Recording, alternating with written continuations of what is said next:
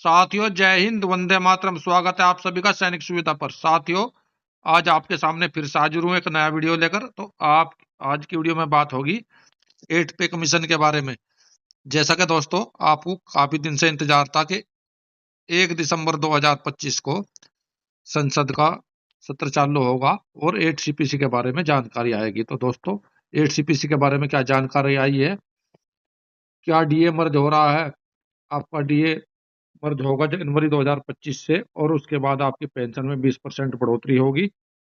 और इसके अलावा क्या हमारे जो 80 साल से ऊपर के पेंशनर हैं उनको कितनी पेंशन बढ़कर मिलेगी, और आप सभी के प्रश्नों के आज की वीडियो में जवाब दिए जाएंगे। तो साथियों इससे पहले मैं इन सभी के बारे में विस्तार से चर्चा करूं, अगर आप सैनिक सुविधा चैनल से पहली बार जुड़े हैं, इसका हिस्सा नहीं है, तो सैनिक सुविधा चैनल को सब्सक्राइब करें और उसका बेल आइकन ऑन करें ताकि आने वाले वीडियो की महत्वपूर्ण जानकारी आप सभी को मिल सके। चलिए साथियों वीडियो शुरू करते हैं विस्तार से और देखते हैं एक एक करके सारी जानकारी। सबसे पहले लेते हैं 8 सीपीसी के बारे में जानकारी कि 8 सीपीसी में आपको अंतरिम राहत कितनी दी जाएगी और क्या लोकसभा में इसके बारे में खबर निकल कर आ रही है।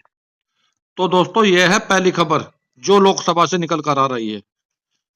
सोमवार 1 दिसंबर को लोकसभा में क्वेश्चन नंबर 212 पूछा गया, जिसमें अनंत भदौरिया जी ने क्वेश्चन पूछा है।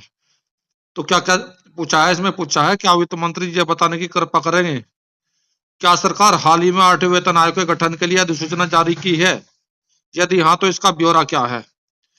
आगे दोस्तों, क्या सरकार उन सरकारी पेंशन को तुरंत राहत प्रदान करने के लिए मौजूदा डीए को मूल वेतन में मिलाने का विचार रखती है, जो पिछले 30 सालों से बहुत ज्यादा महंगाई का सामना कर रहे हैं, क्योंकि इन कर्मचारियों को डीआर वास्तविक खुदरा महंगाई के हिसाब से नहीं है।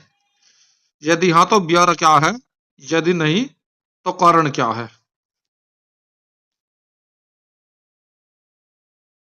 तो इसका वित्त राज्य मंत्री ने क्या जवाब दिया दोस्तों, इन्होंने जवाब दिया है क और ख का जवाब यह है, जी हाँ सरकार ने 8वें केंद्रीय वेतन आयोग का गठन दिनांक 3/11/2025 के संकल्प को अधिसूचित कर दिया है। सूचना की प्रति अनुबंध 1 में संकलन है।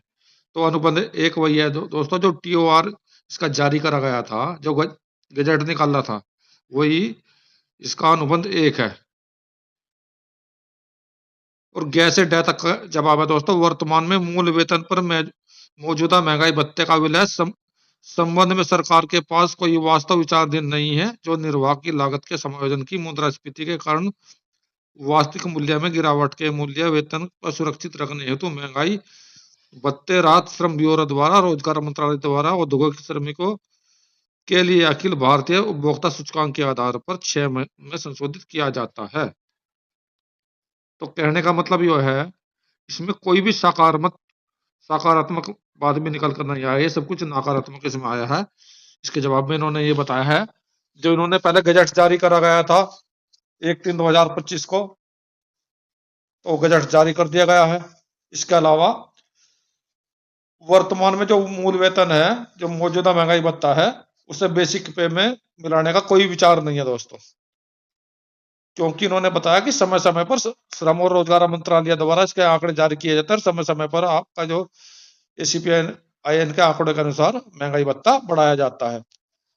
तो कुल मिलाकर यही है, ना कोई महंगाई भत्ता बढ़ेगा, ना कोई आपके महंगाई भत्ता आपका बेसिक पे में जोड़ा जाएगा।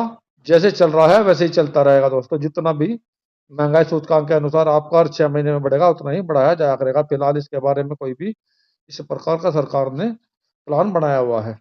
अभी देखते हैं अगली खबर दोस्तों मेरे पास हमारे कई व्यूअर्स के ऐसे क्वेश्चन आए हैं, उन्होंने पूछा कि उनकी एज 80 साल हो गई है लेकिन उन्हें एक्स्ट्रा 20% बढ़ी हुई पेंशन नहीं दी जा रही है। और हमारे एक व्यूअर्स ने मुझसे पूछा है, सर उनकी 80 स्टार्ट हुई है अभी, तो उनको बढ़ी हुई पेंशन लागू है, तो क्या उनको बढ़ी हुई पेंशन दी जाएगी। तो इसके लिए मैं आप लोगों को बताना चाहता हूँ, इसके लिए अलग अलग रूल है, कई लोगों ने इसमें कोर्ट केस किए हुए हैं, लेकिन जब आपकी एज 80 इयर्स कंप्लीट हो जाती है तो आपको बढ़ी हुई एक्स्ट्रा पेंशन दी जाती है। जैसे कि ये चार्ट आपको दिखाई दे रहा होगा, देखिए इसमें 80 year to less than 85 years इनको 20% एडिशनल पेंशन मिलेगी, और जिनकी 85 ईयर से 90 ईयर्स है उनको 30% बढ़ी हुई पेंशन मिलेगी, और जिनकी 90 से 95 है उनको 40% बढ़ी हुई पेंशन मिलेगी, और जिनकी 95 100 साल एज हो गई जिसके बीच में उनको 50% एक्स्ट्रा मिलेगी, और 100 ईयर या उससे साल ऊपर होने पर आपको 100% बढ़ी हुई पेंशन दी जाएगी। दोस्तों इस प्रकार से बढ़ी हुई पेंशन दी जाती है, और आपको ये इस पे डीए भी एक्स्ट्रा दिया जाता है। अगर आपका डीए बढ़ता है तो इस हिसाब से आपकी 20% के हिसाब से ही वृद्धि होती है, क्योंकि आपके बेसिक पे में 20% वृद्धि होगी तो आपके डीए में भी बेसिक परसेंट 20% वृद्धि होगी। और दोस्तों जिन लोगों की एज अभी 80 साल स्टार्ट हुई है तो उनको 80 साल कंप्लीट होने पर दी जाएगी। ये कुछ ही रूलों में है जो कोर्ट केस किए हुए थे, और उनको कोर्ट ने आदेश दिया है कि 80 साल का पहला दिन शुरू होने से ही आपकी बढ़ी हुई पेंशन दी जाएगी। तो वो कोर्ट केस में है, नॉर्मल रूल में आपको 80 साल कंप्लीट होने पर ही बढ़ी हुई पेंशन दी जाएगी। और जैसे आपको ये लेटर भी दिखाई दे रहा होगा जिसका मैंने आपको हवाला दिया है, ये ministry of personal and PG pension department pension welfare की तरफ से जारी किया हुआ है 18/10/2024 को, जिसका सब्जेक्ट आप देख सकते हैं, condition of grant additional pension to retired central government civil employ covered under central civil pension rule 2021 रिगार्डिंग। तो दोस्तों इसी का आधार पर मैंने आपको बताया है, जब आपकी एज 80 साल हो जाएगी तभी आपको बढ़ी हुई पेंशन दी जाएगी। जैसे इसमें हाईलाइट करके भी दिया हुआ है, after complete of 80 years age of above the retired government servant, नीचे ये इसमें तालिका दी गई है। तो दोस्तों जिन्होंने भी ये क्वेश्चन मुझसे पूछे हैं या इसके अलावा जो भी वीडियो देख रहे हैं, उनके लिए एक बात मैं और कहना चाहूंगा। हमारे बहुत सारे पेंशनर ऐसे हैं जिनकी एज 80 इयर्स हो गई है, लेकिन जो पेंशन के डॉक्यूमेंट है उनकी एज में वहां पर डिफरेंस है, वहां पर उनकी एज 80 ईयर्स से नहीं हुई है। जैसे कि हमारे बहुत सारे पेंशनर इस पर से पेंशन ले रहे हैं, तो हो सकता है उनके पीपी में उनकी एज 80 साल हो, लेकिन इस पर्स पर कुछ फीड करने में गड़बड़ हो गई है, तो उन लोगों को समय से फायदा नहीं दिया जाता है इसका। तो इसलिए वो अपनी पेंशन को ठीक करा ले, अपनी उनकी जो पेंशन डिसबर्सिंग एजेंसी है वहां पर ठीक करा ले। अगर उनकी पेंशन 80 साल होने पर भी बढ़कर नहीं आया है तो पता कर ले वे कि कहीं उनकी डेट ऑफ बर्थ उसमें कुछ अलग तो नहीं लिखी गई है। तो दोस्तों इससे आपका बहुत नुकसान हो सकता है, तो इसलिए आपको समय से इसको ठीक करा लें। और जैसे आप उसको समय से ठीक कराएंगे, अगर आपकी गड़बड़ है, आपको 4 साल पहले से गड़बड़ है, 2 साल पहले से गड़बड़ है, तो आपको एरियर के साथ आपकी बड़ी हुई पेंशन भी इसमें दी जाएगी।